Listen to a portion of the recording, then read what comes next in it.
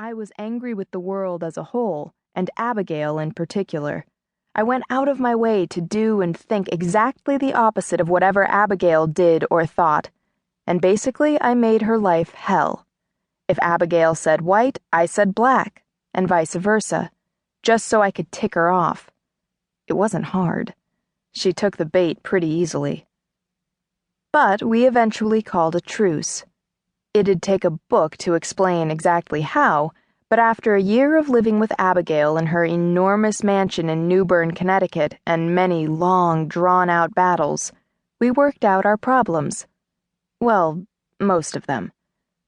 Now Abigail is family to me, and all that implies. Sometimes I'd like to smack her. Sometimes I bet she'd like to do the same to me. But I love her, and she loves me, even when she doesn't understand me, which is pretty much all the time. Still, in her own way, she's like a second mother to me. A caring, pushy, controlling, overbearing, and incredibly rich second mother. After a lot of soul-searching, I did decide to go back to school in New York, but once I got here, I didn't have to make too many choices.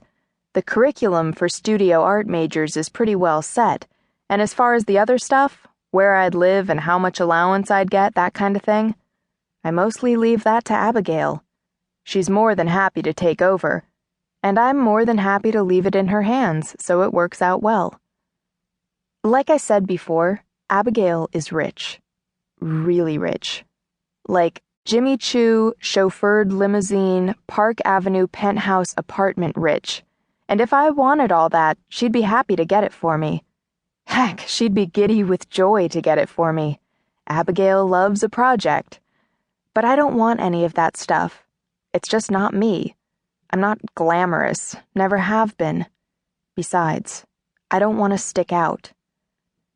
When I came to New York to take another run at art school, I wanted to fit in and be a regular student like everyone else, living in a crowded apartment with 3 other girls and sharing one sink, eating ramen noodles from the microwave and hot dogs off vendors' carts, getting woken up by the screams of sirens in the middle of the night, or the shouts of drunks stumbling home after the bars have closed, sweating in summer when the window air conditioner breaks, getting soaked in the rain trying to hail cabs that shower you with water as they speed through puddles, slogging through the dirty slush of winter as the wet seeps in between the stitching of your boots and freezes your toes.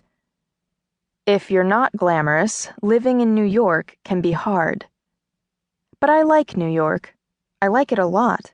I like the busyness of it, the way everything is always moving and changing.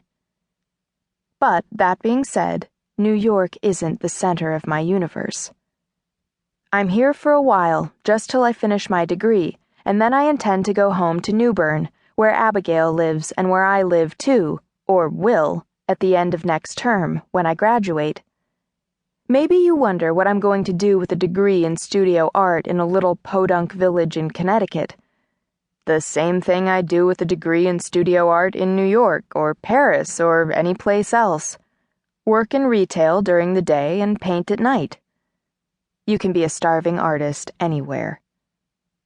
It isn't like I've worked out a grand plan for all this. It's more that I don't have anywhere else to go or any other prospects.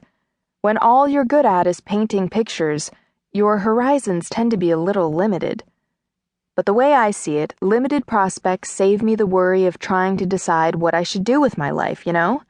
Everything is all settled. Well, it was. Until tonight. But I'll get to that later. The thing is, going home to New Bern is no hardship because, while I like New York, I love New Bern. I really do.